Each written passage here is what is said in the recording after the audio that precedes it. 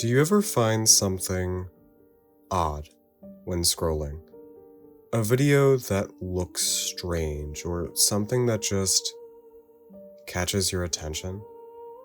I think I discovered my version of that. I was scrolling on YouTube when I discovered Mr. Samuel's Teatime Stories for Good Kids and Confused Adults, a 7-minute video published by Asmar.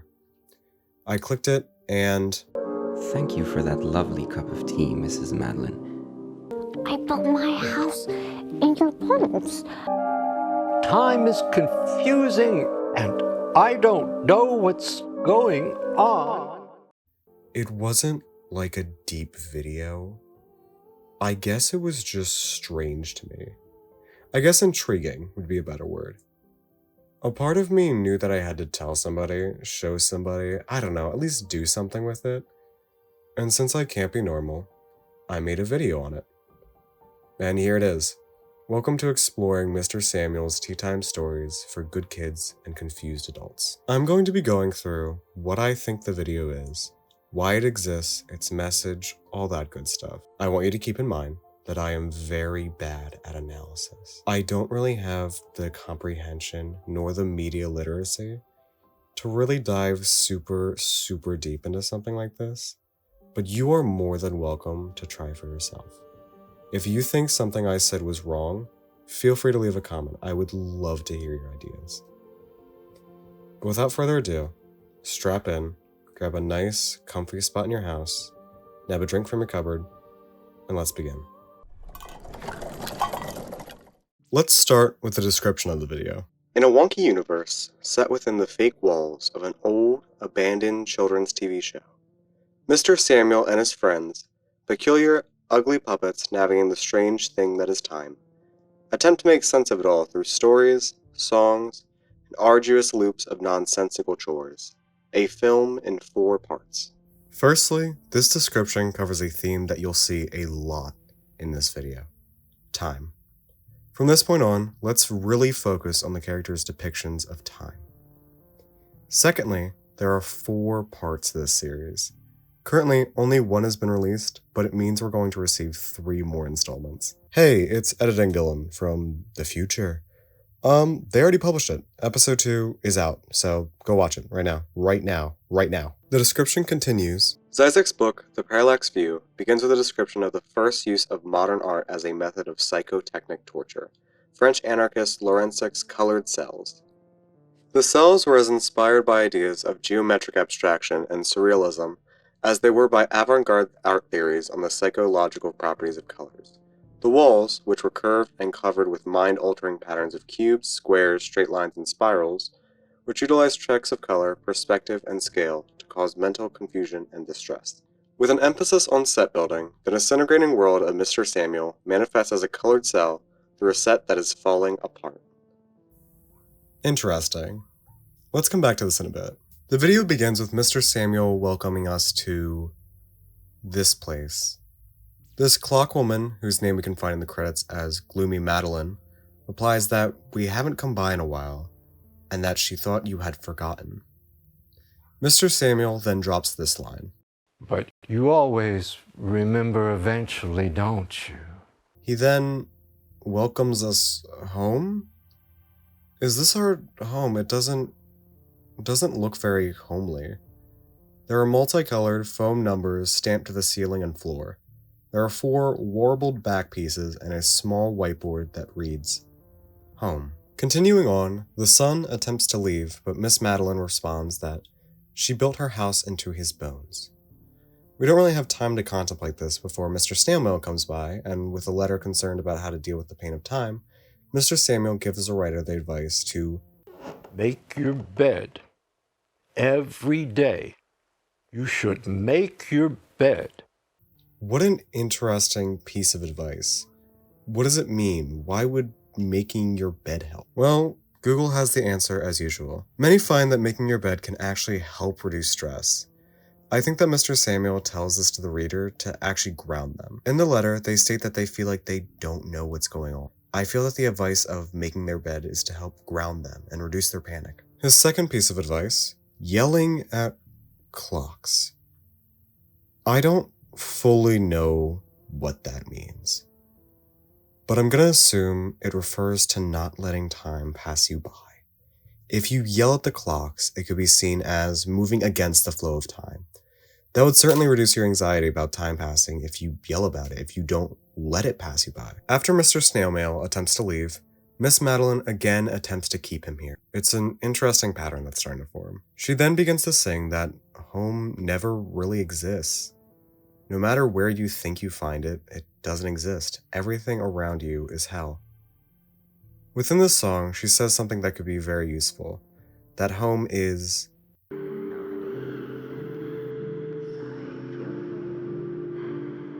Weirdly enough, Mr. Samuel seems to have at least some reaction in this. You can see his eyes start to dart around when the camera cuts to him. After the shot, his text is also a lot smaller. He asks to read a bedtime story, but interestingly enough, we don't actually see anything. Instead, we just get static. The credits begin to roll, but not before the screen goes monotone and Mr. Samuel asks to tell a joke.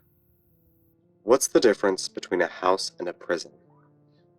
He doesn't get to finish before he responds that he forgets the punchline sometimes. Just something about windows, I think. And that's it. Makes sense? Not really? Let's try and figure this out. At its roots, I believe that this series deals with the coping of the inevitable passing of time. I believe that Mr. Samuel is dying, and within his deteriorating mind, he's managed to form a strange realm of colors and friends. This is specifically reinforced by the last line in that description. The disintegrating world of Mr. Samuel manifests as a colored cell through a set that is falling apart. Why would his world be deteriorating? A possible explanation is death, and the mention of colored cells being used as a form of torture could be the painfulness of letting go, of accepting that time will pass and we will die. This would explain his last few lines in the video. His mind is his prison. In the last bit of his life, he's become so panicked and anxious about dying, about leaving this world, that his mind has become a mess. He's terrified every day about dying, of going where no one knows. This would also explain why he seems so concerned, with Madeline talking about how our head isn't our home either. He just had a realization that he can't find safety within this mental palace he's formed. He has to wake up and deal with things eventually, even if it hurts. And on that topic, let's talk a bit about Miss Madeline. What is she? What does she represent? I believe that she represents two main things. One, pessimistic thinking, and two, another facet of chronophobia. Within many of her lines, she talks with a generally pessimistic attitude. This can be seen in her song.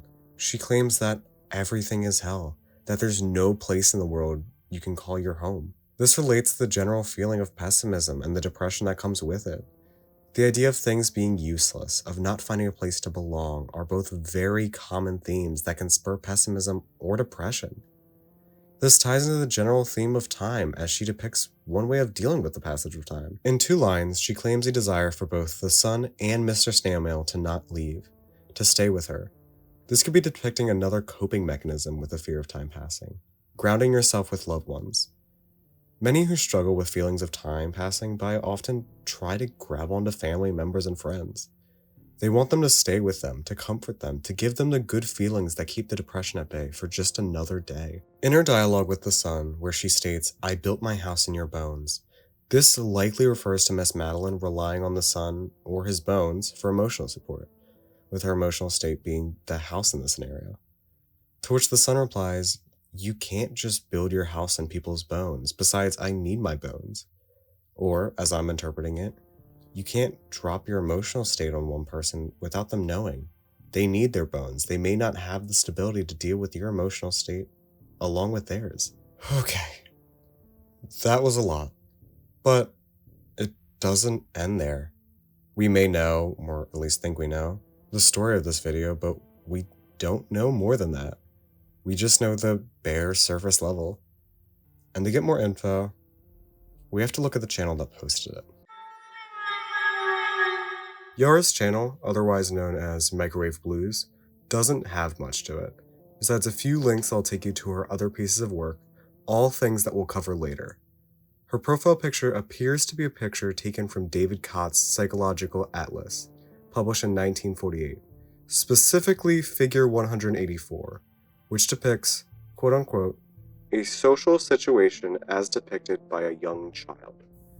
The original book has, from what I can tell, no text at the bottom, meaning that this was more likely taken from a tweet from @BarfPit.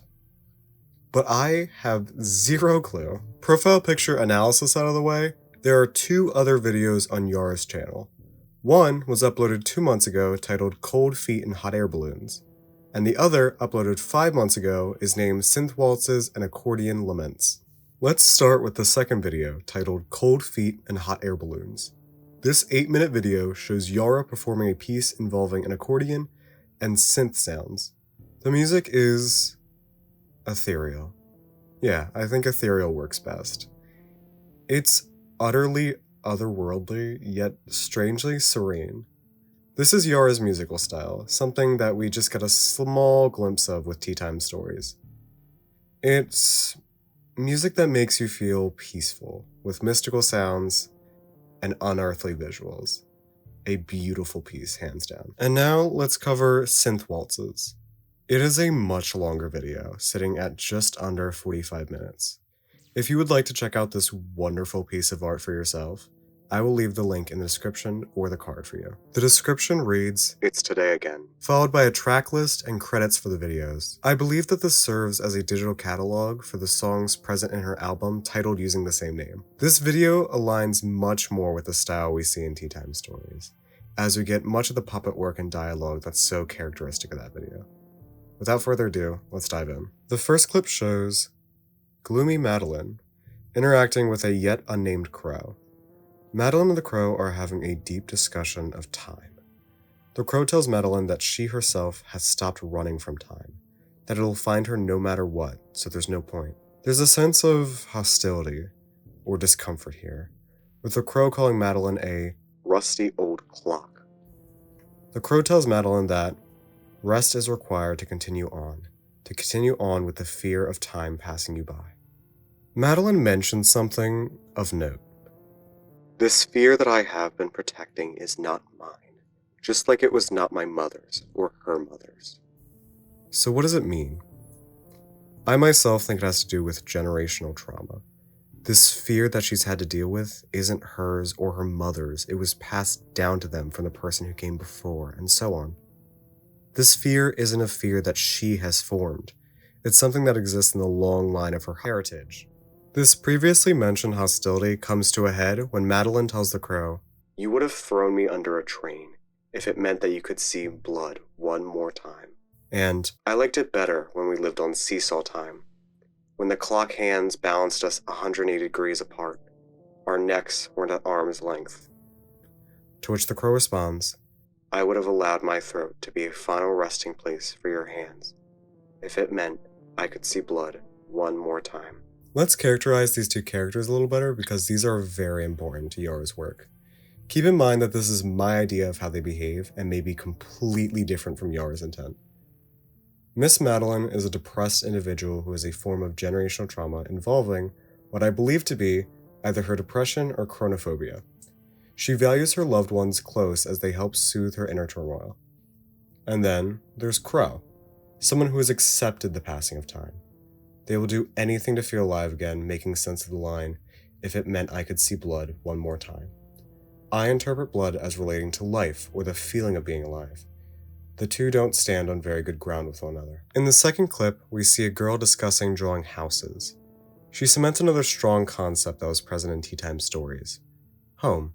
Her line of, "houses that you lived in but aren't yours," is eerily similar to Miss Madeline's song about homes. She asks the reader to remember their house, and then tells them that it's no longer theirs. We then get a large portion of content centered around videos of accordions and balloons, something we previously experienced in Cold Feet. It isn't until about 13 minutes into the video that we receive our next bit of dialogue.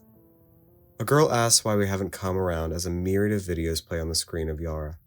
Eventually, we get the message, "Your teeth are not safe here." We then receive a poem that I won't cover here because I genuinely can't particularly make sense of it, but if you would like to give it a shot, it runs from 7 minutes 14 to about 20 minutes 44. After that, we find a few very familiar faces. We see the same set of Teatime stories, except the audio is warbled. The group questions what happens when a cassette flips over, and then they reach the conclusion that it's suspended in time. It then cuts to a new set, one that is similar yet utterly different. Miss Madeline asserts the passage of time is scary, and Mr. Samuel tells her that there's nothing to be scared about, that nothing bad has happened as of yet. Madeline responds, "It has been 5 p.m. for as long as I can remember." The following clip is Yara playing on a surrealistic beach. There's not much to say about this one except it holds a while, on a set of a 2 of hearts, 2 of clubs, ace of diamonds, and an ace of clubs. If you think you can figure out the symbolism, you are more than welcome to tell me in the comments, but I cannot think of anything. The camera cuts to Yara walking through a colorful liminal space. I think this yet again follows the ever-growing suite of nostalgia present in Yara's work. Yara is experiencing the nostalgia from her childhood, reliving it, physically walking through it and experiencing it again in her mind. And here we arrive, back with Crow and Madeline. They both relish in having been so strong, sturdy, and powerful in their youth. Crow asks Madeline to remember something youthful from her past, when they took out the seesaws from the town. The Crow tells her that the reason she misses that youth so bad is because she used to be the only clock. She had a purpose. Everyone had to believe her. Then Madeline gets defensive, calling her a pesky bird. Madeline states she misses her friends, and the Crow laments that she herself never had any friends. Madeline again begins to attack the Crow, and after this, the Crow apologizes to Madeline for her hands. And then a wizard appeared on screen, reminding us of what a strange place we found ourselves in, which is a very true feeling. We get a few more videos of Yara before this, a poem of childhood, of youth, of the lethargic feeling of being young, of the glory of our childhood, our nostalgia. And that's really it. A few more clips of Tara and a cute little cat with some fruit, and we're done. I wanted to know more about this person. I wanted to see more of their work. And that's how I stumbled onto the last leg of our little journey, Yara's website. Within Yara's website, we can see the vast array of her works. Exhibitions, music, video, performances, everything. Hell, we even get a bit more content regarding Teatime stories. We get to see a few more sets along with a very important line. When discussing the show, the work page includes the notion that, by the end, Mr. Samuel will be alone, floating in a vast void. Alright, let's continue on. Before we move on to another one of Yara's projects, I wanted to check the page for her video titled "I Liked It Better When We Lived on Seesaw Hill." Something that'll sound very familiar because it's something that is mentioned a lot by Miss Madeline and the Crow in Synth Waltz. The description reads, "Conversations between a discarded clock and an old crow who, despite not being the best of friends, only have each other in what's left of their deserted town." These videos recount conversations on shared loss between those who persist, people who stay, people who remain after death and loss. Conversations on what it means to stay, to outlive, to remember, and to find a common ground in mourning and memory. Let's watch. The rest of the video is the same clips as Synth Waltz, except a new clip at the start of the video. The Crow is seen in a blank room. She asks us what we're going to do about the hole in our face. She then laments that she's died twice this morning. That's no excuse to carry your corpse around. Corpses belong in the kitchen drawer. I don't really know how to make sense of this. And to me, I can't really figure it out. Here's what I think though. I think the Crow is referring to an inconvenience or an episode when talking about death. What I mean by this, I think that she had 2 things that inconvenienced her in the morning. 2 things that made her feel like she died. It's a hyperbole. Is this 100% fact? Absolutely not. I don't know if I believed that's what she was referring to. But it's the best that I can offer. And that's it. That's all for Seesaw Hill. The description for Clocks for Dinner reads, "Things are always okay in the municipality. It's this time of day again. But it seems to have been this time for a while now. a study of derealization and the distortion of time that accompanies isolation through data corruption, puppets, and music. We're greeted by a wizard asking us not to come around anymore, unannounced, as they're very tired. They acknowledge that we're tired as well. He goes on a mini spiel about tea before saying, "Maybe this is the kind of tired that tea can't fix." He then drops, "It's today again, as it has been for a long while." This is the same thing written in the description of synth waltzes. He wonders when tomorrow will come, when today will be no more. I think this refers to being in a rut emotionally. You desperately want there to be something that fixes it, that makes today tomorrow. We get a lot of clips that all resemble one another, but have slight differences. We're then introduced to two new puppets, who can't seem to remember anything. We get a puppet going by the name Gloomy Madeline, yet she looks nothing like the one we've previously seen. She talks about how we learned previously that time tastes like banana bread and your mother's disappointment. Next, we get a genuinely beautiful music piece from Yara about time, and it's so good. It makes me feel so many emotions that I didn't even know I could feel. I really, really enjoy this video. I truly believe that this video is the best showcase of Yara's work to date. It is just amazing. This is my absolute favorite. We return to the two puppets, with one claiming that she can't do this anymore, and the other one telling her it's time for tea. The black hair puppet realizes that they're stuck in a loop of sorts, but the white hair one refuses to acknowledge it. The black haired puppet looks in the mirror and doesn't recognize who they are. We get another poem similar to the one in Synth Waltzes, and after some face imagery, it cuts to Yara getting a dice from a gumball machine, and we're done. Holy crap. That was really, really good. So, that's all I really wanted to cover from her website. But let's make one last stop. This is Yara's Instagram. A really, really beautiful log of clips, puppets, announcements, and everything else. Just looking through this is stunning, to say the least. Just looking at an artist's equivalent to a digital sketchbook is utterly intoxicating.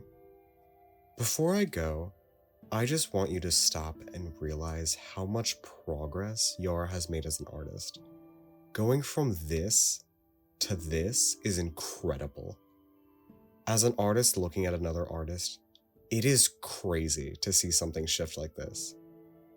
That's really just why I wanted to show you this, because it's really amazing.